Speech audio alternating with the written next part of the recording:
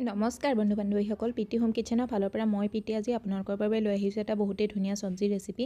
যেতিয়া মই পাকঘৰত সোমাইছিলোঁ দেখিছিলোঁ বনাবলৈ আজি একোৱেই চব্জি নাছিলে, কিন্তু তেনেকুৱাতে চকুৰ আগত আহিল যে দুটা চয়াবিনৰ পেকেট আছে। সেই চয়াবিনৰ পেকেট দুটাই মই আজি চয়াবিনৰ কোফটা কাৰী বনাম। তাৰ কাৰণে ভিডিঅ'টো শেষলৈকে চাওকচোন। কেনেকৈনো বনালোঁ মই চয়াবিনৰ কোফটা কাৰীটো, অলপ বেলেগ ধৰণে বনাইছোঁ। যদি ভিডিঅ'টো ভাল লাগে লাইক কৰি দিব, শ্বেয়াৰ কৰি দিব আৰু চেনেলটো ছাবস্ক্ৰাইব কৰিবলৈ নাপাহৰিব। লগতে এটা ধুনীয়া কমেণ্ট কৰিও জনাব যে মোৰ ভিডিঅ'টো কেনেকুৱা লাগিছে।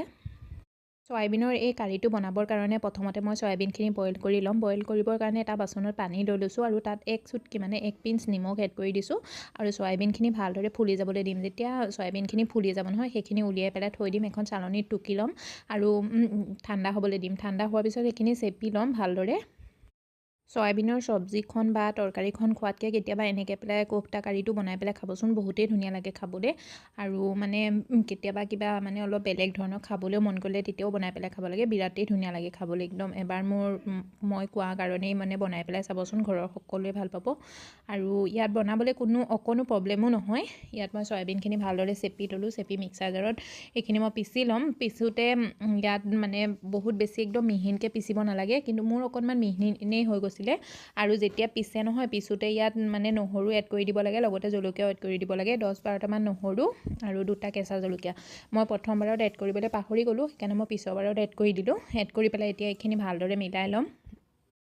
আৰু ইয়াত মোৰ চয়াবিনখিনি পিছা হৈ গ'ল। চয়াবিনখিনি ইমান মিহিকৈ পিচিব নালাগে, অকণ মোৰ ডাঠ মানে দৰদৰাকৈ পিচিব লাগে, কিন্তু মোৰ অকণমান মিহিয়ে হৈ গৈছিলে, তথাপিতো কোনো কথা নাই। এতিয়া মই ইয়াত 4 চামুচ শুকান পিঠাগুড়ি এড কৰি দিছোঁ। শুকান পিঠাগুড়িৰ জেগাত আপোনালোকে বেচনো এড কৰিব পাৰে। নিমখ এড কৰি দিম সোৱাদ অনুসৰি বা আধা চামুচ, আৰু লগতে আধা চামুচ মই লাল মিৰ্চ পাউডাৰো এড কৰি দিছোঁ। লাল মিৰ্চ পাউডাৰটোৰ জেগাত আপোনালোকে মানে Kashmiri red chilli powder add কৰিব পাৰে, বা ইয়াত বেলেগ অন্য কিবা ধৰণৰ মছলাও এড কৰিব পাৰে, যেনে জালুকৰ পাউডাৰ, জিৰা পাউডাৰ তেনেকৈও এড কৰিব পাৰে, চাট মছলাও এড কৰিব পাৰে, কিন্তু মই আজি একোৱে এড কৰা নাই। ইয়াত পানী নিদিয়াকৈ মই এইখিনি এটা একদম ধুনীয়াকৈ ডো ৰেডি কৰি ল'ম। যেনেকৈ আমি ৰুটি পুৰিৰ কাৰণে ডো ৰেডি কৰোঁ নহয়, ঠিক তেনেধৰণে একেবাৰে পানী ইয়াত দিব নালাগে। আৰু এয়া চাওক কিমান ধুনীয়াকৈ ডোটো ৰেডি হৈ যায়, কাৰণ চয়াবিনটো আমি বইল কৰি লৈছিলোঁ। বইল কৰি লোৱাৰ কাৰণে ইয়াত পানী আছে। এতিয়া এইটো নিজৰ হিচাপ অনুসৰি এটা টিক্কি ৰেডি কৰি ল'ম। টিক্কিটো আপোনালোকে নিজৰ চাইজ অনুসৰি দিব পাৰে, টিক্কিও বনাব পাৰে বা চিলিণ্ডাৰ শ্বেপতো বনাই ল'ব পাৰে। মই আজি টিক্কি শ্বেপতে বনাইছোঁ। যেতিয়া টিক্কিকেইটা বনাই হৈ যায় নহয়, 2টা টিক্কি বনোৱাৰ ষ্টাফিং আমি ৰাখি দিম, কাৰণ সেই ষ্টাফিংটো আমাক গ্ৰেভি বনাওঁতে প্ৰয়োজন হ'ব, মানে আগলৈ প্ৰয়োজন হ'ব। আৰু বহুত বেছি ৰাখিব নালাগে, 2টা টিক্কি জোখাই ষ্টাফিংটো ৰাখি দিলে হ'ল। মানে চয়াবিনৰ যোনটো ষ্টাফিং আমি বনাইছোঁ নহয় সেইটো। আনফালে তেল গৰম কৰি লৈছোঁ। তেলটো একদম ভালদৰে গৰম হৈ যোৱাৰ পিছত গেছৰ ফ্লেমটো ল' টু মিডিয়াম কৰি দিম। আৰু মই অকণমান ইয়াত এড কৰি থৈছোঁ, দেখিছেনে কেনেকৈ বাবলছ আহি গৈছে। তেনেকুৱাতে আমি চয়াবিনৰ টিক্কিকেইটা এড কৰি দিম, আৰু এড কৰি পেলাই এইকেইটা আমি ভালদৰে ফ্ৰাই কৰি ল'ম, ইয়াৰ কালাৰটো চেঞ্জ হোৱালৈকে। আৰু ভাঙি কৰি যাব বুলি ইয়াত কোনো চিন্তাই নাই, একোৱেই নহয়। ল' টু মিডিয়াম ফ্লেমত আমি টিক্কিকেইটা 2 মিনিটমানৰ কাৰণে ফ্ৰাই কৰিব লাগে, মানে এবাৰ উল্টাই দিব লাগে আৰু এবাৰ একেবাৰে ভালদৰে মানে মিলাই লৈ পেলাই নমাই দিব পাৰে, কাৰণ চয়াবিনটো আমি বইল কৰি লৈছোঁ। চয়াবিন সিজিবলৈ টাইম নালাগে সেইটো কাৰণে। আৰু ইয়াৰ যেতিয়া কালাৰটো চেঞ্জ হৈ যায় নহয়, তেতিয়া নমাই দিব পাৰে। খালি এবাৰ এখন চামুচ দি লৰাই দিব লাগে, কাৰণ ঘপককৈ হেতা লগাই দিব নালাগে। হেতা লগাই দিলে হয়তো অকণমান কিনাৰ পৰা এৰাইও যাব পাৰে, কাৰণ কোমল হৈ থাকে নহয় জানো, সেইকাৰণে। আৰু এই টিক্কিকেইটা যেতিয়া ফ্ৰাই হৈ যায়, ফ্ৰাই হৈ যোৱাৰ পিছত ইয়াৰ কালাৰটো চেঞ্জ হৈ যাব। এই টিক্কিটো খাব এনেকৈও পাৰে, কিন্তু এনেকৈ খাই পেলাইও বিৰাটেই ভাল লাগে। এইটো মানে টমাটৰ কেটচপৰ লগত বা গ্ৰীণ চাটনিৰ লগত আপোনালোকে যেনেকৈ চাহৰ লগতো খাব পাৰে, বহুতেই টেষ্টি হয়। কিন্তু আজি আমি কাৰী বনাম। কাৰীটো কেনেকৈ বনালোঁ তাৰ কাৰণে ভিডিঅ'টো স্কিপ নকৰাকৈ আগলৈকে চাই থাকক। আৰু মোৰ যোনখিনি এক্সট্ৰা আছিলে টিক্কি, সেইখিনিও মই চেম প্ৰচেছতে ফ্ৰাই কৰি ল'ম। চয়াবিনৰ কোফটা কাৰী কোনে কোনে খাই পাইছে জনাবচোন। যদি নাই খোৱা এবাৰ বনাই চাবচোন, বহুতেই ধুনীয়া হয়। মানে নিৰামিষত খাবলগীয়া এটা চব্জি, মানে বহুতেই ধুনীয়া চব্জি হয়। আৰু আনফালে এটা কেৰাহীত 1 চামুচ তেল গৰম কৰি লৈছোঁ। তেলটো গৰম হৈ যোৱাৰ পিছত 1 চামুচ জিৰা এড কৰি দিছোঁ, লগতে এটা তেজপাত ভাঙি পেলাই এড কৰি দিছোঁ, আৰু এটা পিঁয়াজ মিহিকৈ কাটি পেলাই এড কৰি দিছোঁ।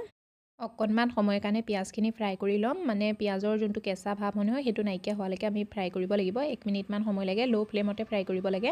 আৰু পিঁয়াজৰ কালাৰটো অকণমান চেঞ্জ হৈ যোৱাৰ লগতে ইয়াত মই বিলাহী, কেঁচা জলকীয়া, আদাৰ পেষ্ট এড কৰি দিছোঁ। মই মিডিয়াম চাইজৰ এটা বিলাহী লৈছোঁ, আপোনালোকে ইয়াৰ বিলাহীটো নিজৰ হিচাপ অনুসৰি ল'ব পাৰে। বিলাহী এড কৰাৰ লগতে নিমখ এড কৰি দিছোঁ আধা চামুচ, বা নিমখটো সোৱাদ অনুসৰি এড কৰিব পাৰে।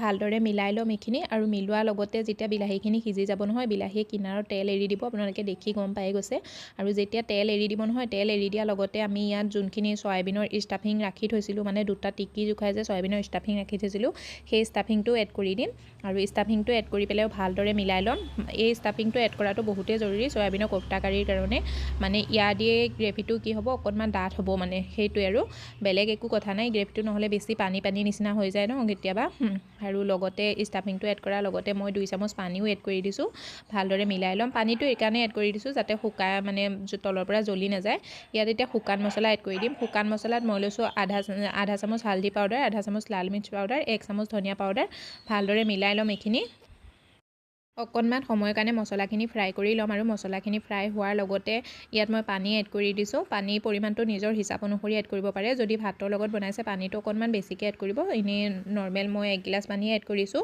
আৰু ইয়াত চাওক মোৰ টিক্কিখিনিও ৰেডি হৈ গ'ল এই টিক্কিটো আপোনালোকে এনেকৈও খাব পাৰে বিৰাটেই ধুনীয়া হয় ওপৰৰ পৰা কিমান কুৰকুৰা হয় মানে মচমচীয়া হয় আৰু ভিতৰৰ পৰা কিমান চফ্ট হয় খাবলৈ বিৰাটেই টেষ্টি হয় মইতো বনাই পেলাই লগতে খায়েই ল'লোঁ আৰু আনফালে ইয়াত মানে আমাৰ কাৰীটো উতলিবলৈ লাগি গ'ল তেনেকুৱাতে যেতিয়া উতলি যায় নহয় তেতিয়া আমি চয়াবিনৰ টিক্কিকেইটা ইয়াত এটা এটাকৈ এড কৰি দিম আৰু ল' ফ্লেমত ঢাকি পেলাই এইখিনি আমি 5 মিনিটৰ কাৰণে সিজিবলৈ দিম আৰু ইয়াত মোৰ 5 মিনিট হৈ গ'ল কাৰীটো সিজা 5 মিনিটৰ পিছত ইয়াত মই 1 চামুচ কিটচেন কিং মছলা এড কৰিছোঁ এই কিটচেন কিং মছলাটো বহুতেই বেছি টেষ্টি হয় যদি আপোনালোকে ইউজ কৰা নাই এবাৰ ইউজ কৰি চাবচোন বহুতেই বেছি ভাল হয় এই মছলাটো ঘৰতেও বনাই ল'ব পাৰি কিন্তু মই আজি ৰেডিমেড মছলাই ইউজ কৰিছোঁ যদি কিটচেন কিং মছলা নাথাকে তেতিয়াহ'লে ইয়াত গৰম মছলাও এড কৰিব পাৰে বা মিট মছলাও এড কৰিব পাৰে আৰু যিসকলৰ ঘৰত নিৰামিষ ভুজিয়ে হয় একেবাৰে মিট মছলাও নাখায় তেওঁলোকে গৰম মছলা এড কৰি দিব আৰু ইয়াত আমাৰ কাৰীটো ৰেডি হৈ গ'ল ইয়াৰ কাৰীৰ গ্ৰেভিটো আপুনি নিজৰ হিচাপ অনুসৰি ডাঠ পাতল কৰিব পাৰে যদি বেছি ডাঠৰ নিচিনা পায় অকণমান গৰম পানী দি পেলাই অকণ পাতল কৰি ল'ব